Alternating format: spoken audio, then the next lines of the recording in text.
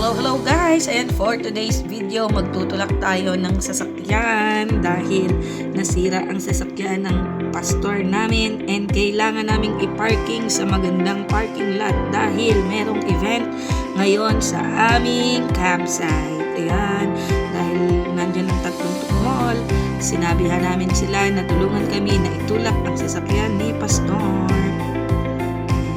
Ayan guys, alam niyo sumakit ang likod ko dahil napakabigat pala ng manibela nitong sasakyan na to. Sobrang sakit ng aking likod pagkatapos. Ayan, papogi pa si Easy. Pahinga muna kasi talagang ang bigat pala niya talaga. Kahit sa pagtutulak, ang bigat. Ayan, tinuturuan ako ng aking mabuting asawa na kung paano kakabigin ang manibela, pero natatakot talaga ako dahil ang bigat niyang kuhanin. Baka madali namin ang van. Yan, sige. Yan, humingi na naman ako ng tulong sa kanila dahil nga nabibigatan ako, ang sakit na ng likod ko. Yan, at maya-maya lang, tingnan nyo guys. Oops, ayaw na naman. Natakot ako sa tunog.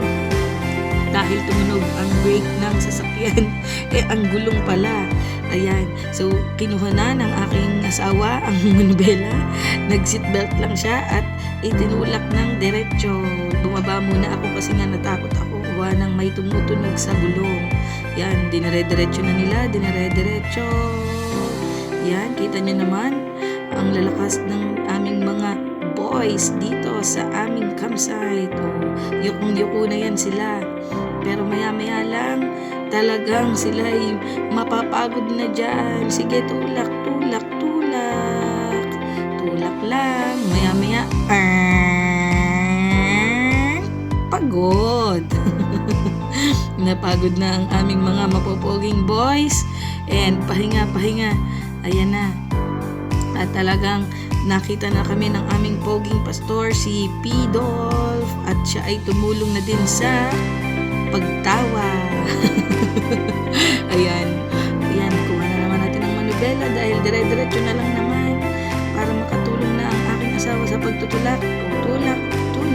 Tulak ulit. Hindi na makahabol si Pidolf. Nakipag-ano na lang siya, nakasubaybay. And yan na nga, naghanap pa kami kung saan ba namin ipapark dahil medyo mahirap dun sa talagang parking.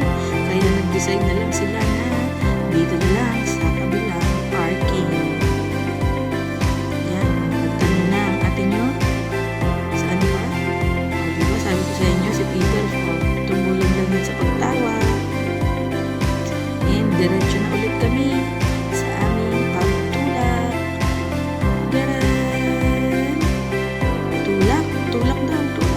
Tumulak na naman. At ipapark naman namin ito sa aming garden.